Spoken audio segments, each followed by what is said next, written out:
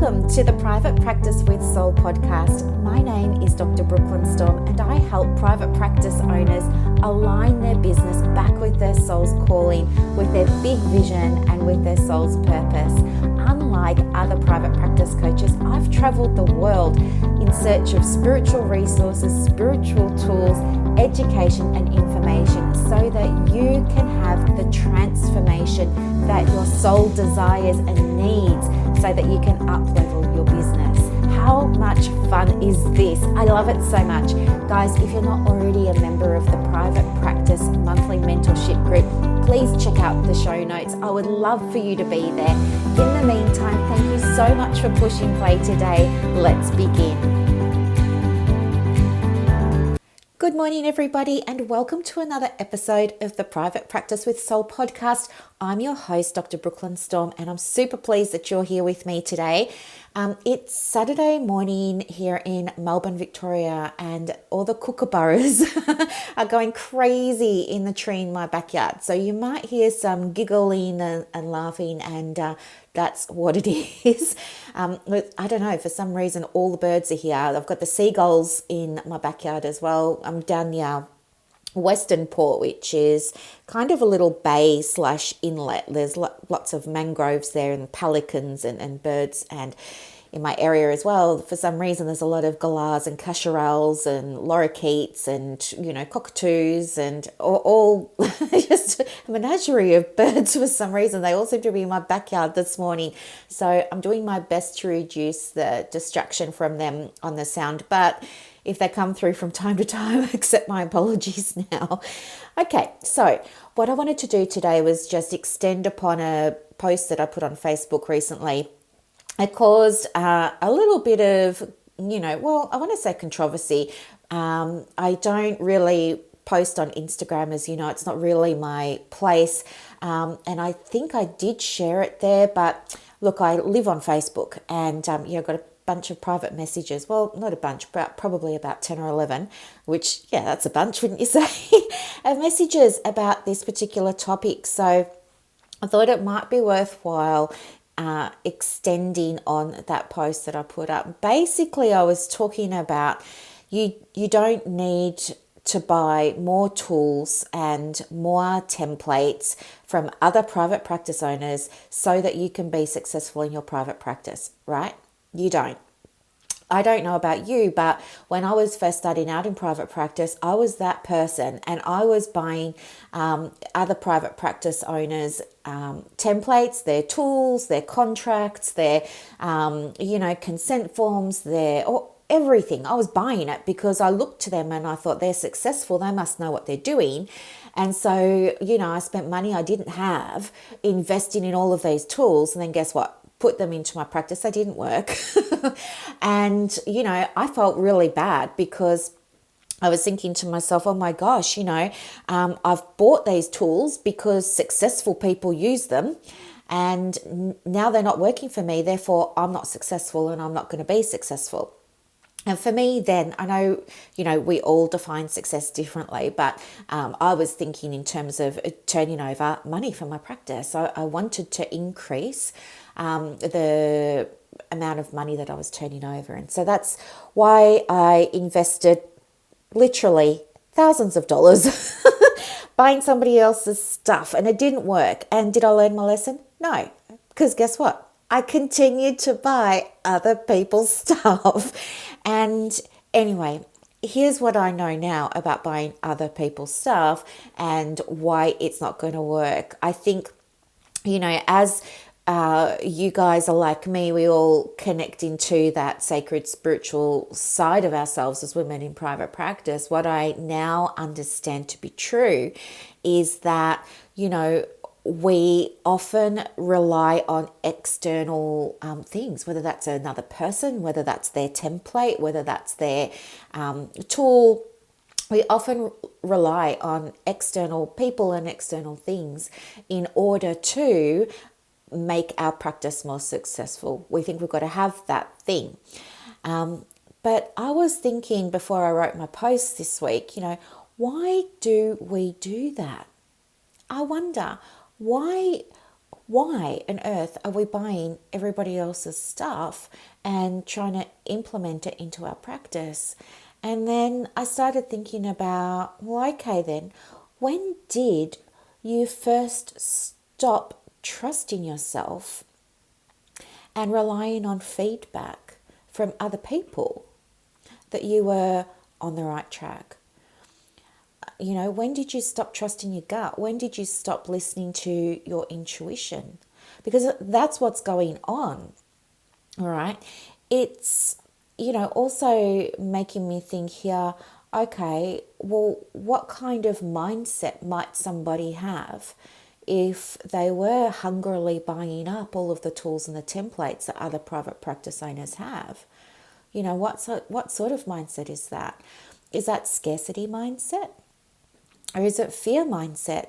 I know for me, it was fear. I was thinking, oh my gosh, if I don't do something quickly in my practice, I'm not going to have a practice. I was struggling to make ends meet. I was barely turning over a profit, let alone pay the rent. And, I was desperate. And that's why I started buying this other person's stuff. I thought it was going to be the solution to my problem. I thought it was going to be, in a way, like the panacea, the magic wand. And then when I bought it and I looked at it and, I couldn't use it in my practice. It didn't apply to how I even run my practice. It was a totally different way of being to how I want to be in my practice. And it just didn't feel right. And so, I couldn't use it, couldn't get a refund. It was money not lost, but it was a very expensive lesson to learn.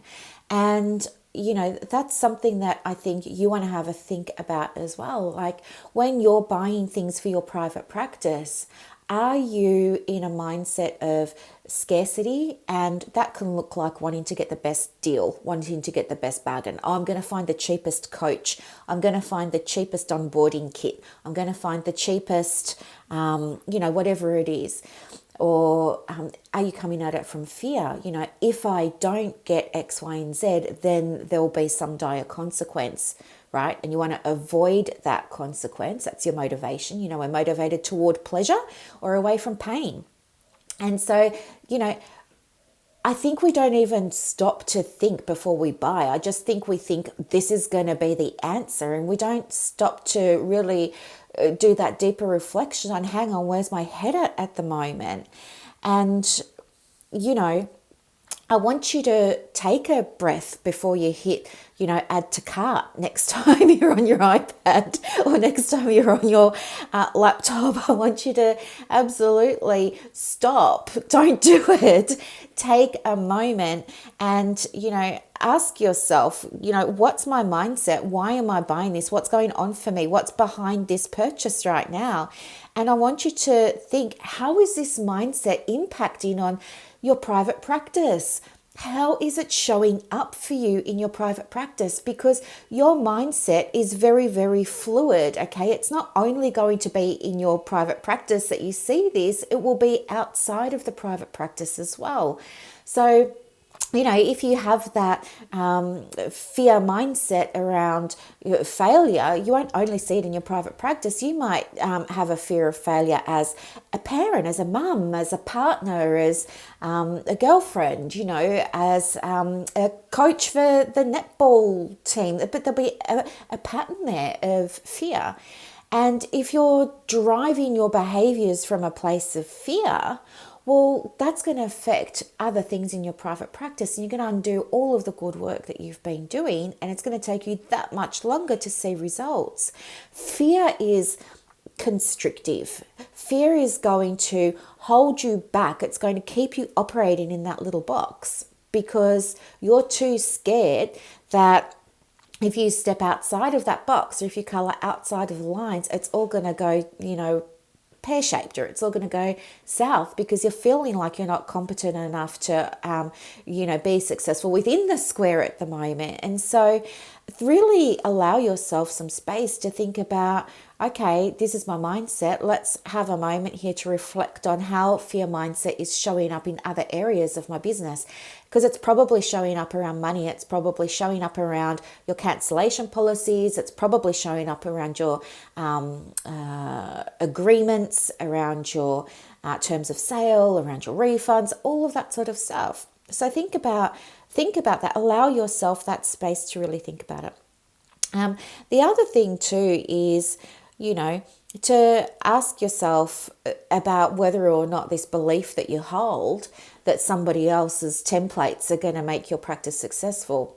Because here's the thing, if that were true, if it were true that in order for you to be successful, however you define it, in your private practice, you need somebody else's things, like their templates, then everyone that buys those templates would be successful in their private practice. And we all know that that's not the case, right? So the question then becomes, how can I create success in my private practice in the way that means for me, and whatever success means for me, without these tools?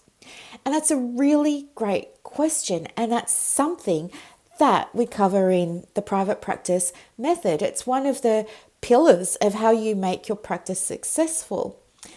And there's this belief that, all the answers are out there, but they're not. You hold the answers inside, okay? But in order to access those answers, you need to be able to have somebody there to, teach you how to access them. But here's the other thing. Just saying to you, you already know what you need to do for your practice is going to trigger many of you who are listening because of fear again. You're going to say, no, I don't know what I'm doing. You don't trust yourself. You're not confident. You don't feel like you have the competence. It's all of this sort of stuff, right? And when you think about that, ask yourself, am I in my masculine or am I in my divine feminine when I'm having these thoughts or when I'm holding these beliefs? Because guess what? Your masculine drive is about protecting you. It's around keeping you nice and safe. And your wounded masculine is about fear. Your wounded masculine is like, something happened in the past and, now I'm scared, now I'm nervous, now I'm afraid. And you're operating from that masculine space because there's no fear with the feminine energy. The divine feminine energy operates from love, right? She operates from love.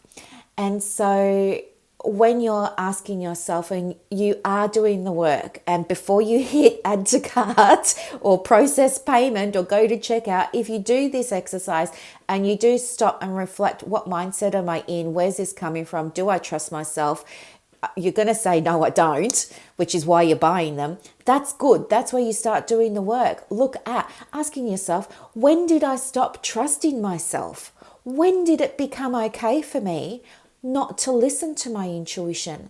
When did I start seeking external validation that I'm on the right track? When did I stop trusting in my own ability to be able to do X, Y, and Z? Use those questions there as journal prompts. Hit rewind 15 seconds on the podcast, get out your pen and use those things as journal prompts and see what comes through for you. Because ladies, you have the answer inside of you. I promise that you do. You all do. But something has happened along the way that's rocked your world, been painful, hurt you, made you lose faith in your God-given abilities to be successful, not just in private practice, but in life. Okay? And this is what you need to understand. It's not about the template. You could have a gazillion templates. They're never going to work for you. Okay, it's the inner work that needs to be done first. So your homework is to not buy any private practice templates or anything like that for 7 days. I want you, honestly, the next time you're going to think about making a purchase, use those reflection prompts, see what comes through for you. Okay. As I said, this is one of the pillars of the private practice method, and we use this in the coaching work that I do with women, and we use this in the group. We go much deeper into this than what I've given you here, but you can already start to see how powerful it is from the taste of it that I've given you. So if you're wanting to learn more and take your journey further, of course, let me know. All right. And something very exciting is also happening.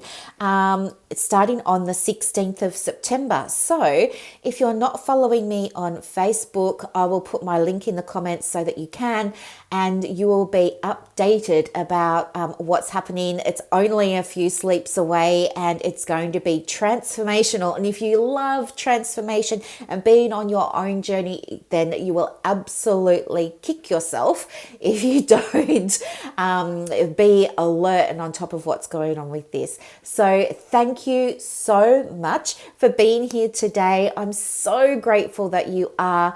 And yes, thank you. Have a beautiful Saturday. Bye, guys.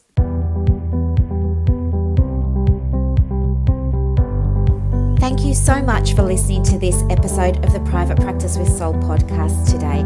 If you're looking for clarity, if you need help with branding, your processes, and bringing everything into alignment with your soul's purpose for your private practice, head to the show notes and click the link for more information about the Private Practice Monthly Mentorship Group. You are going to love it. I can't wait to see you in there. Thanks so much for listening. Bye.